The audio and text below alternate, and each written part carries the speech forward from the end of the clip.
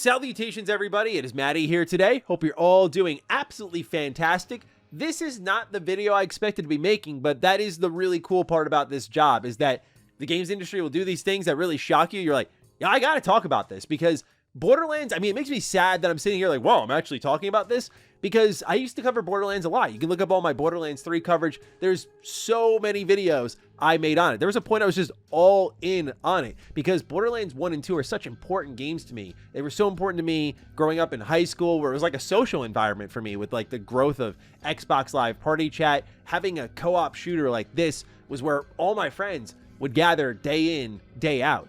Borderlands 1 repaired a friendship of mine. Many of you may remember my co-host from Ham Radio Podcast. There's your deep Mr. Matty cut for the video. And we got into a spat in middle school, and he randomly texted me one day, hey, have you heard of Borderlands? And we just let bygones be bygones. We were like, what were we fighting about anyway? We just played that game all night, and that just brought us back together. That's the beauty of co-op gaming, and to me, the beauty of Borderlands. They're some of my favorite games ever, but I say this as someone who, I don't act like I'm the most mature person on this planet. I definitely like my toilet humor still to this day and whatnot, but there was a point where I was starting to believe I was really outgrowing Borderlands. Just the way Borderlands 3 was written with this. I say this as someone who does this for a living. Like, how dare you assume this is what I sound like all the time, Borderlands 3?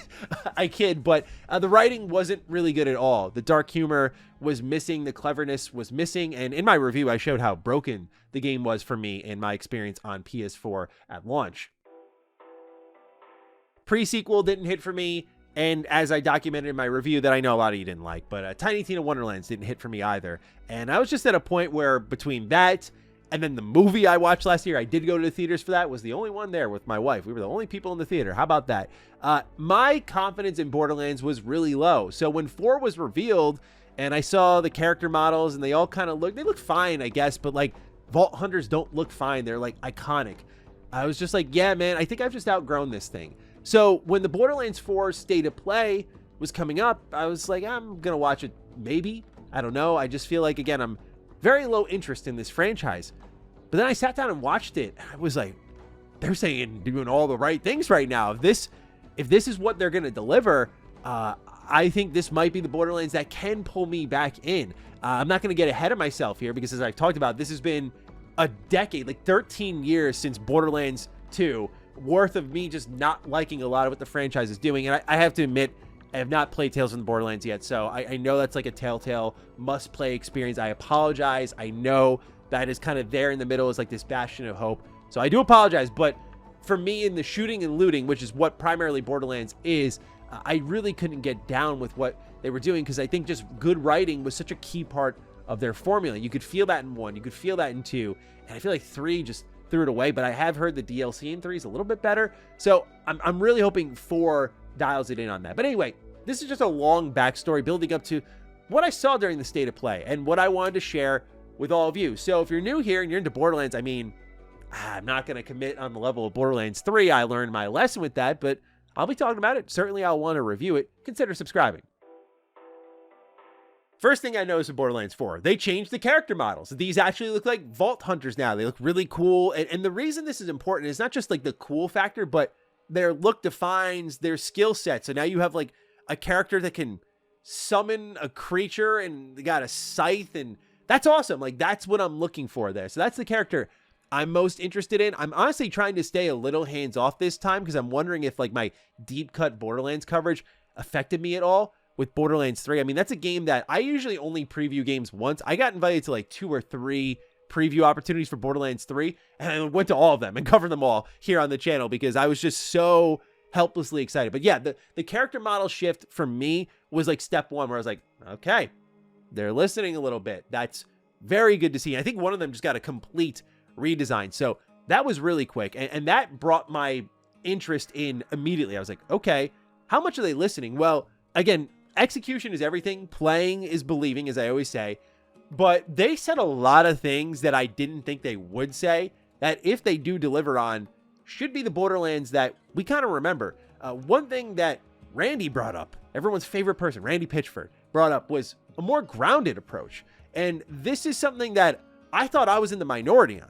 Look, I don't want to sound like the old man shouting at a cloud, but I love grounded Borderlands, like Borderlands 1. Like, that style of Borderlands is so great because you listen to the music and you're like, this is post-apocalyptic, this is eerie. But then the characters start talking and the guns start shooting, and it's just a complete chaotic message of personality unto itself.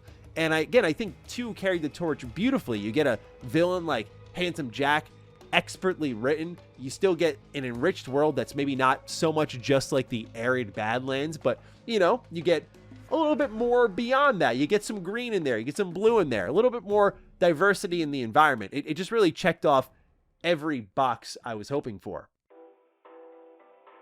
But the grounded approach allowed for you to care about these characters, and I feel like the biggest point where I felt they walked away from that was a choice with a character in Borderlands 3. And I would just leave it at that. They made a certain decision, and I think they did it in a very kind of disrespectful way where I was like, I'm usually not one of those people who like throws a big stink about something happening to a character where I'm like, how dare you? I'm so deeply offended. Like, I think of like what happened with the Joker sequel where I'm like, I kind of found the movie a little bit interesting for just how bold it was to do what it did. But in this case, I was just like, man, what are you guys doing? So maybe it's just because I have a lot more love for Borderlands. I felt that way. But hearing they're going back to a grounded approach, again, the execution has to be there. But just hearing that in general, I'm like, okay, cool. Like, that's much better than like toilet humor 24/7 and like potty mouth, stupid poopy brains, as they would call themselves or whatever in Borderlands 3 that are like streamer personalities. And I say that to someone who used to stream a little bit. So I understand the irony in all of this. They also talked about more on the nose things that I didn't think they were really going to bring up. One big complaint with Borderlands 3 is it kind of ruined the loot grind a little bit. Tiny Tina Wonderlands ruined the loot grind a little bit. Like, everyone was just vomiting legendaries. And legendaries is a really tough thing to balance, as we know with all these looter games, because you got to work for it, but you have to work for it just the right amount where it feels good when you get it. It's not like you didn't work too hard, but it's like, dude, that wasn't worth it at all. Or it was too easy, which is what Borderlands was doing, where everyone was spitting them out. It's like, dude, this isn't fun anymore at all. So they said they're going back, retooling the legendary drop rate, making it where the loot grind is great again. Again, we have to know what exactly that's going to bring to the table, but very pleased to hear that. That's a big part of the formula, is the legendary drops and getting them to be like, yeah, let's go, and knowing your build's like one step closer to complete and just having that like new game plus romp. So very excited to hear that they dialed in on something that I feel was more like community based for their state of play rather than speaking broadly. I felt like that was like a direct addressing of, by the way, Borderlands 3 sold really well. Tiny Tina sold really well. Like, these games sell well. The movie didn't do well, but Borderlands manages to find itself doing well in the video game market. So for them to kind of still listen to that feedback, I thought was a good sign. Same thing with the grounded approach. Like, yeah, you did well doing it your way, but this seems like, again, they're listening a little more closely than I expected. One of the things I didn't like in Tiny Tina Wonderlands was the leveling system. I thought it was cool what they were going for, like this sort of D&D role-playing based game. So they changed the leveling system. I love the 3 skill trees in Borderlands and how just like each one is a different play style, where you get 4 Vault Hunters, but there's really like 12 very distinct ways to play this game. It's unbelievable. And again, because when I play like a Borderlands 2 and you have, I think, 6 Vault Hunters with the DLC characters, it's crazy how many ways you can play that game. There's a reason why that is like the pinnacle of Borderlands for so many people. But just bringing in that skill system again, and just, again, going back to the core in a way where it's like, yeah, these are 3 distinct play styles with 3 distinct action skills. It's like, yes, this is what I wanted. Beautiful. So I love to see that, because I know I was very disconnected from the Borderlands audience by that point, because that video got disliked a lot, that review on Wonderlands. But I mean, it is what it is. I've been doing this for like half my life, so I just know when I'm coming in with a take, I'm like, you guys aren't gonna like it, but here it is anyway. That was one of those moments where I was like, well, people still seem to like this, but for me, I just felt it was so disconnected, like writing wise, and even now like build wise, to what makes Borderlands fun to even play. The shooting, though, with Borderlands 3, like the movement, the sliding, the jumping, the mantling. In this game, they have like a zip line, you have like wall crawling, you can like shoot stuff in midair that you throw. It seems like that movement and shooting is even better than Borderlands 3. And to be clear, it was awesome in Borderlands 3. Felt really, really good to play. It's a game that I kind of want to replay on PC, because I played it on PS4. So maybe there's a better experience to be had somewhere else now with all the patches and the DLC and that sort of thing here.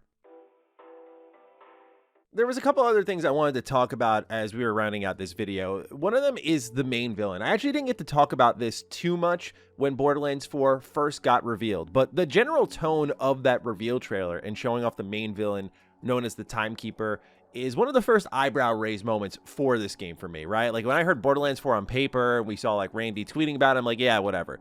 But when I saw this villain, I went, okay, this is very different, right? We got to look back at previous antagonists. Handsome Jack is an iconic villain for good reason. He's really well written. He's equally menacing and hilarious, right? Like you get these moments about Butt Stallion where you're like, this guy's an idiot. But then you have these, again, menacing moments where I just won't spoil what, but he does some things that make you dislike him.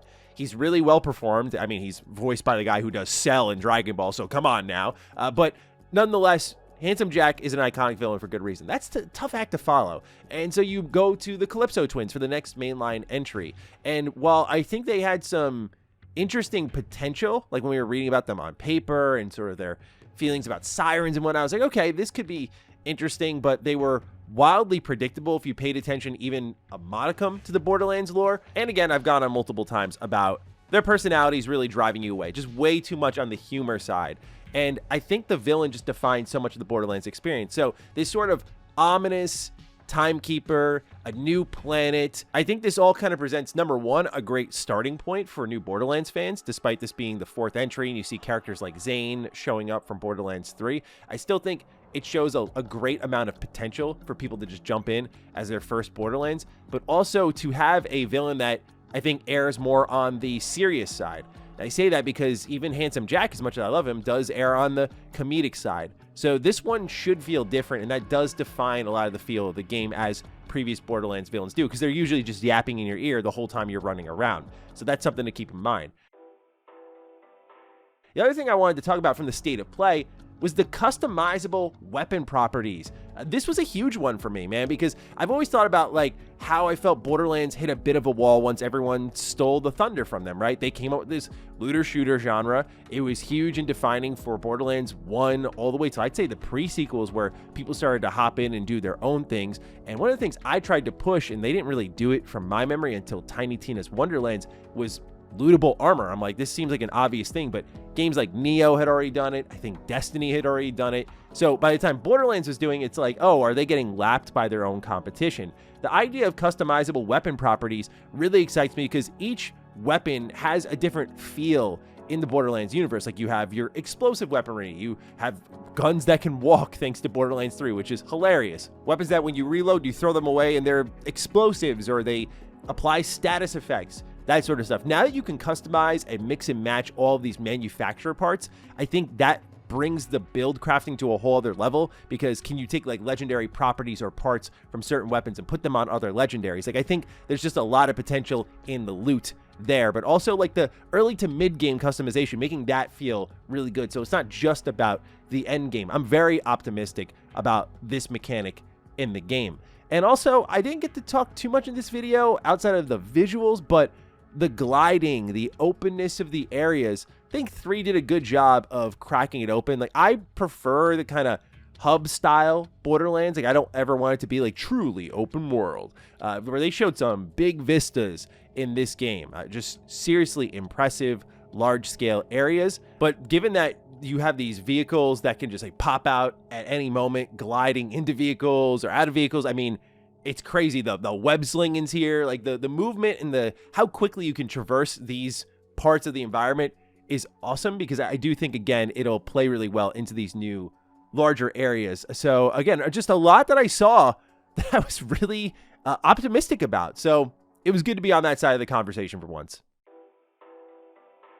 They even showed Fight for Your Life is back. So I felt like Borderlands 4 was just hitting all these interesting corners that I didn't expect. So it went from a game that I was very indifferent to a game that surprised me, where I'm like, you know what, I'm genuinely excited. And like a good way I would define it is, as someone who tried to get into Destiny, because my co-host on Defining Duke, Lord Cognito, huge Destiny head, right? Been playing since day one. So I tried to hop into Destiny, and the intro to new players is the worst thing I've ever experienced. I'm just like, this is so beginner unfriendly. It's that does a disservice in describing it. And so now Bungie's like, instead of doing Destiny 3 and creating this open playground for people like me to jump in. They're like, we're going to do marathon. And so here comes Borderlands, kind of showing out in all these different ways where I'm like, oh, interesting. You know what? Like, this is kind of what I wanted from Destiny in a lot of ways, but also just what I wanted from the core of the Borderlands franchise. Because, I mean, Borderlands did give birth to shooting and looting. Like, that was their thing, first and foremost. And Destiny was the first to sweep in and grab it. And it's like, is Borderlands going to take the crown now? I really do think, wholeheartedly, as great as all these systems and mechanics are, it is going to come down to that story. It is going to come down to that writing. And all of my faith is not there yet. But the difference is that somehow, despite after coming off of not liking multiple Borderlands games and the movie and covering the meltdown following the movie, that somehow there is a level, like there is an inkling of faith here in me. And I'm like, you know what? This could be not bad.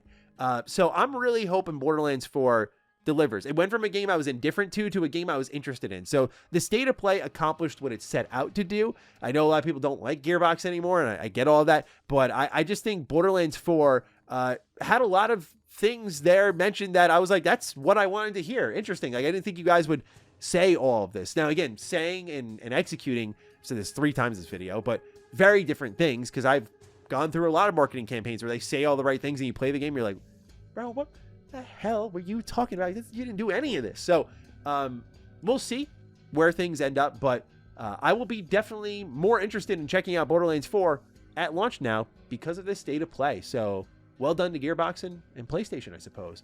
Ladies and gentlemen, let me know your thoughts on Borderlands 4 down below. Where do you stand on things? Fire away. And with that, I'll catch all of you in the next video. Stay sexy, stay active. I love you all. Peace.